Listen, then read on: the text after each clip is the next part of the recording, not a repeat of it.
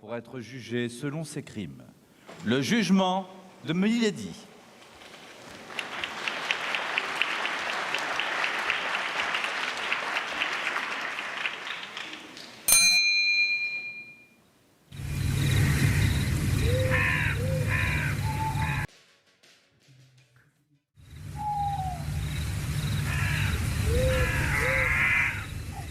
Milady de Winter, vous avez été jugée coupable des meurtres de Constance Bonacieux et du duc de Buckingham. La sentence est la mort. Arrêtez!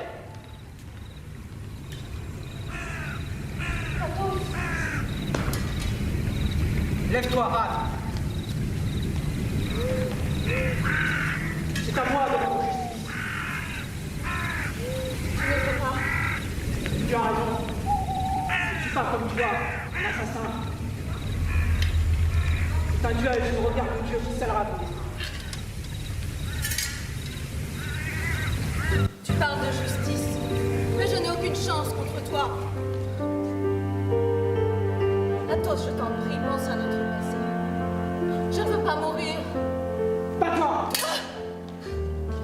Tu vas te battre.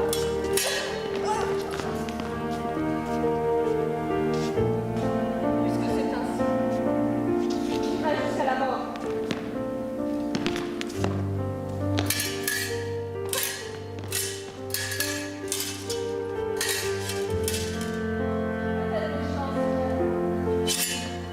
Vraiment!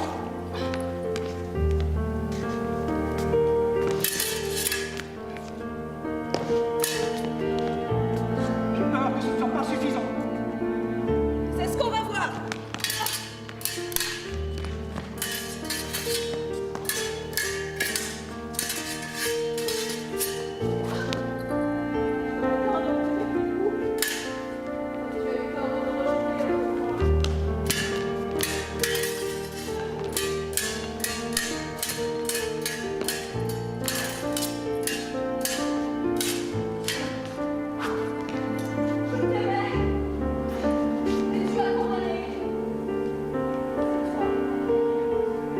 Il ne se passe pas un jour sans que je regrette ce geste.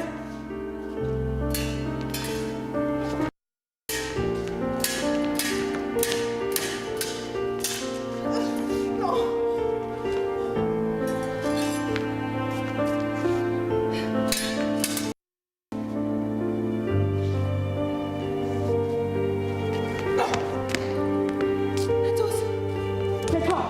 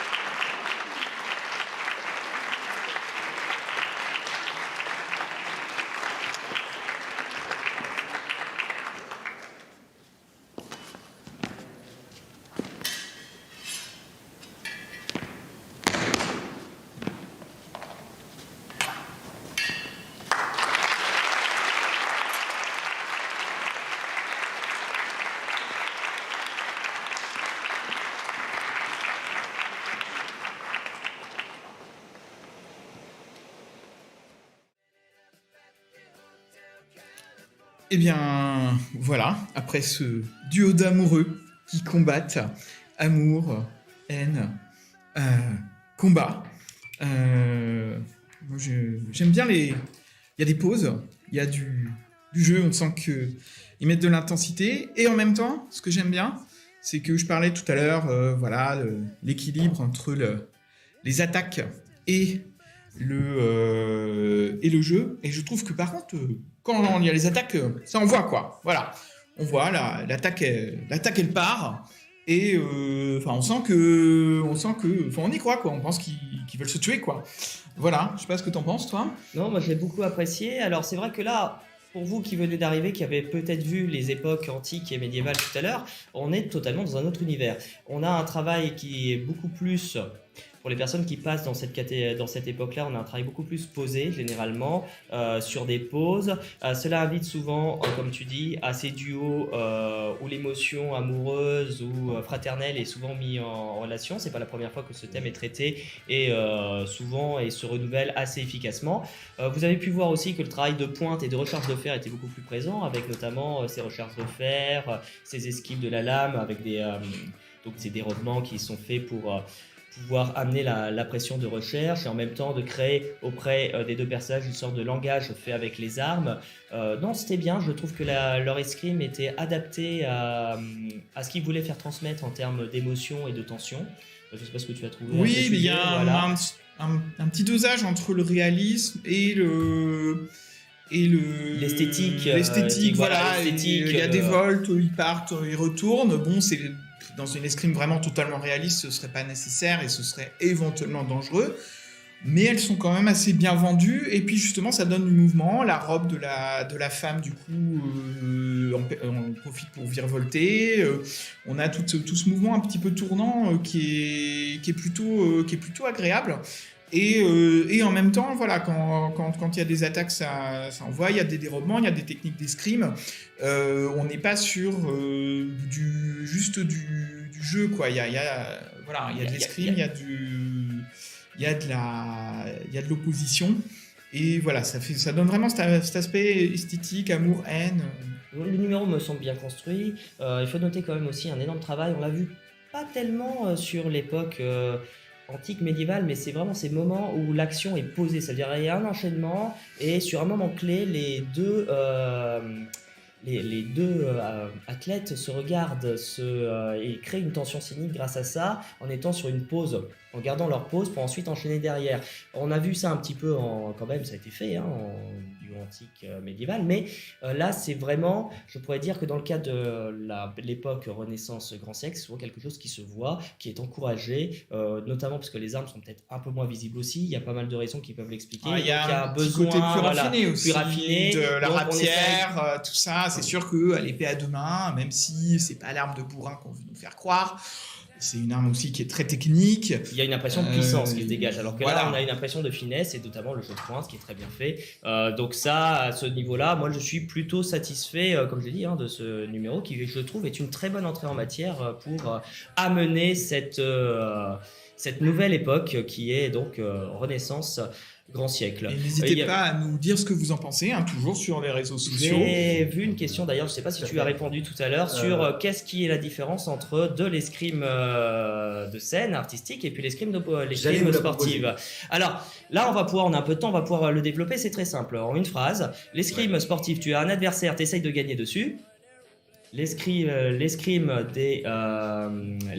par contre artistique, tu as forcément un partenaire et tu dois le chorégraphier, c'est-à-dire que tu te mets d'accord avec lui pour créer une chorégraphie et à partir de là, c'est toute la dimension scénique qui va prendre le relais. Donc, tu peux essayer de rester le plus réaliste possible, mais on va voir que les actions sont chorégraphiées, souvent le combat dure plus longtemps, les actions sont plus propres. Parce qu'en duel d'opposition, tu as des situations qui sont plus du domaine parfois c'est ça, là. Voilà, c'est pas très beau à voir, mais c'est efficace. Et alors que là, tu es dans la recherche de beauté, d'esthétique, on va dire de la plus belle des escrimes que tu aurais pu proposer dans des situations sportives si tu voulais rester dans un cadre réaliste. L'idée parfois, c'est de montrer aussi beaucoup de jolis coups. Tu peux faire du bluff. Donc la principale distinction pour moi, c'est la différence entre l'opposition. Tu as un adversaire, tu dois lui gagner dessus et donc tu essayes de le piéger, et le partenariat qui est celle du pendant de notre escrime artistique où le but c'est pas tu le pièges, tu travailles ensemble.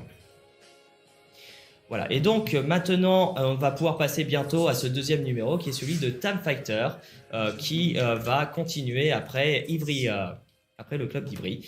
Donc, voilà, donc n'hésitez pas à regarder ça sur le YouTube de la Fédération et puis interagir sur le Twitch avec Forte News Gaming où, comme vous avez pu le voir, on répond à vos questions, on les lit tous, ne vous inquiétez pas.